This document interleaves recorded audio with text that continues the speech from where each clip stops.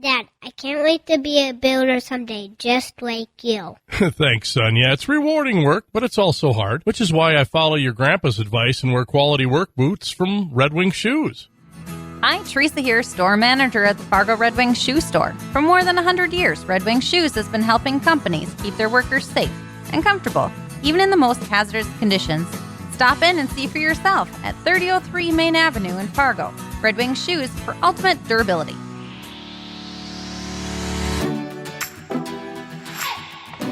Good morning, everyone. Happy Wednesday. Thank you for joining us for this Facebook Live on this very foggy start to our day. Yes.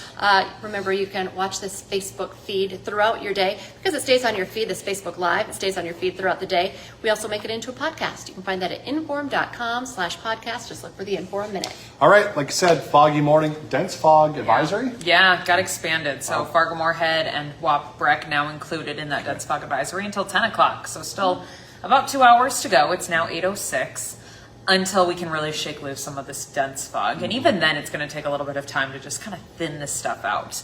I don't have a lot of wind in the forecast today, which is making that fog stubborn. Fog loves calm air. It likes to just settle in. I see your breeze today out of the southwest, a good 5 to maybe 10 miles an hour, strongest in the afternoon. So again, while this fog is with us this morning, it's going to take some time. Plus, it's late September now, so the sun comes up later. It's now up, but later than it was earlier, of course. And then the sun angle is not as strong. And so we don't have great strong sunshine to get rid of this fog, kind of help evaporate it off until later in the day. So I see this being pretty stubborn here. It's lasted through morning drive time. It'll continue, say, mid-morning, late morning. Once it shakes loose, we've got a gorgeous day. Sunshine, mid to upper 70s. Light wind will make it comfy. So while it's working against us right now, it makes it comfy later this afternoon. I'll watch for fog again tomorrow morning. Early heads up. We've been doing this every single day this week, so I wouldn't be surprised for it to happen again tomorrow morning. I do have a little bit more of a breeze tonight into tomorrow, so there is at least that factor. Shouldn't be as dense or as widespread as what we're dealing with right now. But we'll watch for fog for your Thursday. Sure. Then sunshine on Thursday, high temperatures close to 80, wind out of the north 5 to 15. Friday, we do this all over again. Fog potential on Friday looks pretty low because of the breeze that is picking up Thursday into Friday. I can't totally rule it out, but I wouldn't necessarily be too concerned about a foggy Friday morning. Lots of sunshine throughout Friday. Quick little cold front scoots through, and that's going to make us breezy on Friday afternoon, Friday evening. I'd say gusting 25 to 30. So not wildly windy, not wind advisory type of windy, but strong enough. I think you'll feel it on Friday afternoon. That cold front scoots through. It's dry. I don't see it bringing any rain, which is a little unusual. I wouldn't necessarily call it rare, but typically cold fronts bring in at least some sort of precip. Not this one. We're staying dry. We will be a little bit cooler on Saturday because of that cold front. I'm looking at low 70s. That's still above average. That's still really mild, especially with sunshine on Saturday, but it is a little bit cooler than being near 80 on Friday. Wind does look a little bit lighter than on Saturday. I'd go west 5 to 15 miles an hour, which is good news for the tailgating tents out at the Fargo Dome parking lot on Saturday morning. Next chance of rain, I'm thinking Wednesday, which is 1 week away from today, and your first day of October. So we'll watch that and see how it changes, if it changes, as we get a little bit closer. But right now, you can tuck the umbrella away. You don't need it anytime soon. Swap it for the sunglasses. All right, that's all. Drive careful in the fog. Make sure your headlights and your taillights are on if you're driving through the soup. Okay, that's all. Thanks, Lydia. All right, well, breaking right now, a car accident in Moorhead, and talking about the fog in very foggy conditions this morning. It happened at the intersection of Highway 75 and 28th Avenue North. That's an area just north of the water treatment plant, also not far from MB Johnson Park. We had a WDAY crew out there. They saw at least one car in the ditch, one car on the side of the road, and a lot of debris on the road as well. We know there was a huge presence of, the sheriff's office, police, highway patrol out there. So we're trying to get more information exactly about if anyone was hurt and what exactly happened. But like you just heard, be careful in the fog. And especially if you're going to be in that area, we know traffic's backed up. But obviously, if you're driving in this fog, it can be a little scary and dangerous. Yeah, and Ryan said when he got there, he couldn't even see those flashing lights until he was pretty much on the scene. So that just goes to show how dense that fog is. Makes it really tough to see. All right, also breaking this morning, WDAY has confirmed a man wanted in connection with a shooting in Fargo has now been arrested. Jail records show 24-year-old Braden Poitra was booked into the Cass County Jail just this morning. It happened overnight. Poitra and 35-year-old Dennis Salinas Jr. were wanted in connection to a man being shot last Wednesday night. Poitra is being held on a number of drug charges along with illegal possession of a firearm.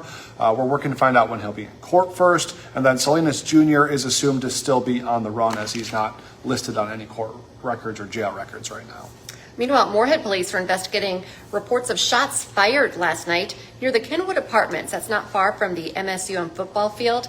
The call came in around 9 last night. We are working to get more details. Stick with the news leader for updates. More breaking news this morning. A woman was taken away by a Sanford ambulance from the Red River on a stretcher. Our crew on the scene said she appeared to be fully restrained. Though she was conscious, she was also crying when she was loaded into that ambulance.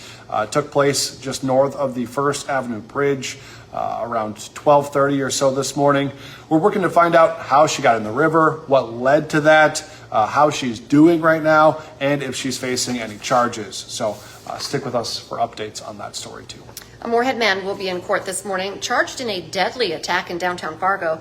19-year-old Tobias Walker faces charges of manslaughter and aggravated assault.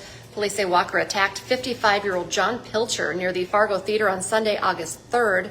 Pilcher later died from his injuries. Walker's bond is set at $500,000. Several students at Davies High School are now under investigation, accused of using Snapchat to create and send sexually explicit materials. The Bureau of Criminal Investigation searched the personal property of specific students as part of that criminal investigation. Attorney General Drew Wrigley says the BCI is working with county and city law enforcement agencies in this investigation. The Cass County State's Attorney's Office also involved, so a big investigation going on. Yeah, and really this investigation is serving as a warning to students and parents about the dangers of Snapchat and what kids are doing with it, what they can send in it and on it. The app is known for its disappearing messages, but police can still access messages even if you think they're gone. It's important to be aware of Snapchat's format, since messages that disappear after opening can encourage risky behavior in young people. And of course, it also, as a parent, makes it more difficult for parents to intervene and kind of track and know what's going on. Yeah, very serious situation. Today on Hot Mic with Dom Izzo, South Dakota has a chance to do something very rare that only 2 teams have done. That's beat the Bison 3 straight years in a row. Head coach Travis Johansson is going to be joining the show at 10 o'clock this morning to preview the big game. Plus, one of North Dakota's top baseball talents has made up his mind on where he's going to play his college ball. You'll meet him. Hot Mic is live from 9 to 11 on WDAY Extra and Inforum.com. And now's a great time to get that Inforum.com subscription. Your all-access pass to all these news, weather, and sports headlines. 99 cents a month for your first 3 months. Go to Inforum.com/subscribe to check out the deals. And join us the rest of the day for our newscast as well for updates on all those breaking news stories this morning. Our next one's at 11, then this afternoon, 4, 5, 6, and this evening at 10 o'clock. And then we'll be back tomorrow morning with First News from 5 to 7. Have a great day, everyone.